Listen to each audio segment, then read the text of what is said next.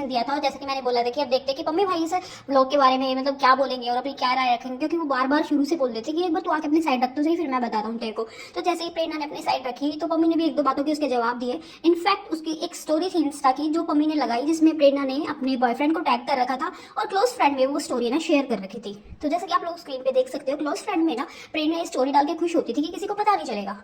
But सबसे हैरत की बात ये है कि प्रेरणा ने अगर क्लोज फ्रेंड में स्टोरी मेंशन की है तो ऑफकोर्स उसने पम्मी को तो टैग किया नहीं होगा, ना ही उसको शो की होगी।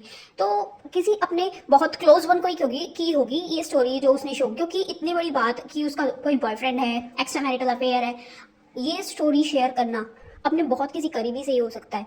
हाँ, अगर पम्मी उसका फर्स्ट बॉयफ्रेंड होता, वो अनमैरिड होती है, मतलब जो भी चीज़ें होती तब वो ऐसे ही किसी भी रैंडम इंसान से ना अपनी स्टोरी या फिर अपना रिलेशन शेयर कर सकती है।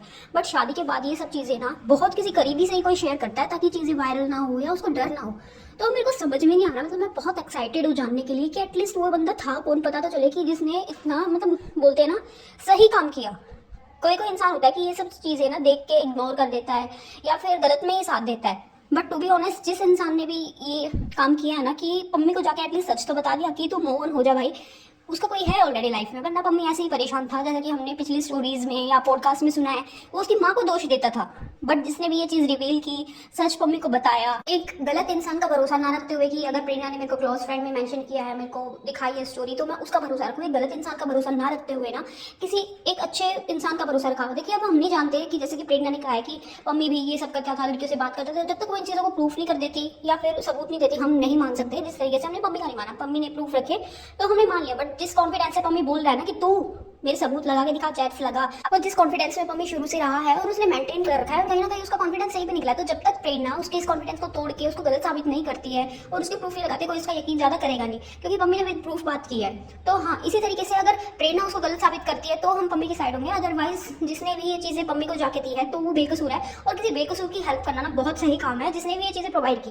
तो आप लोग एक बार मेरे को ना कमेंट सेक्शन में जरूर बताना कि वो कौन हो सकता है प्रेरणा का क्लोज फ्रेंड जिसने पम्मी की हेल्प की है ये सारी चीज़ें प्रोवाइड कराने में, और उसको जो वो किसी पर्दे में था कि उसकी मम्मी के कारण घर टूट रहा है, या जो भी मिसअंडरस्टैंडिंग पम्मी की लाइफ में थी, मम्मी को सच आखिर बताया किसने है।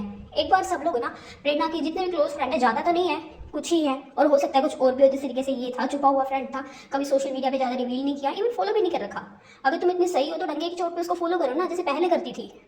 पहले करती थी ये फॉलो।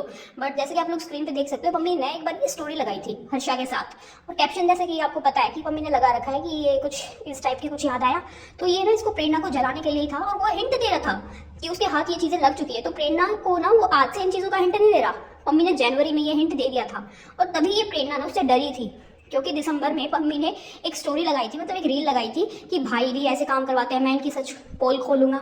तो उस दिन है ना शायद पम्मी को सबूत मिल गए थे इनके एक्स्ट्रा मैरिटल अफेयर के, क्योंकि उससे पहले वो नंबरदार के पॉडकास्ट में जब गया था तो उसने सॉरी वगैरह बोल दिया था।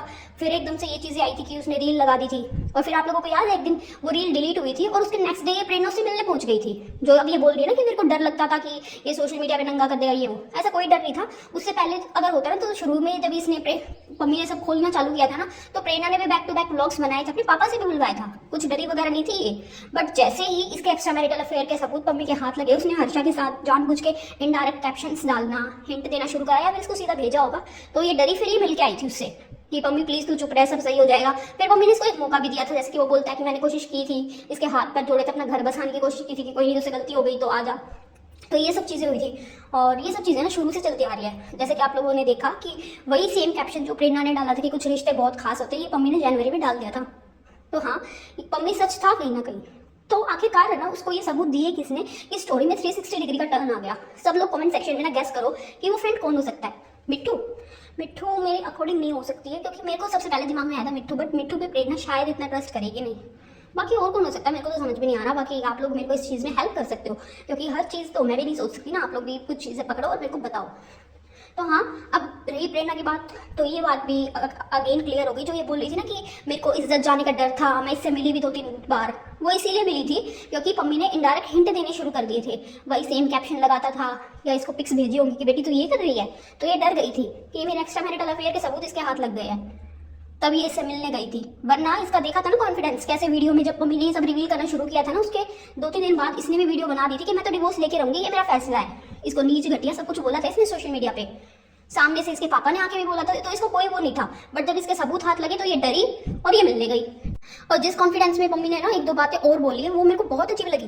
जिस तरीके से मम्मी ने कहा कि अगर तू सही है तो मेरे को प्रूफ कर, और मेरी लगा किसी लड़की के साथ मतलब न्यू पिक्स या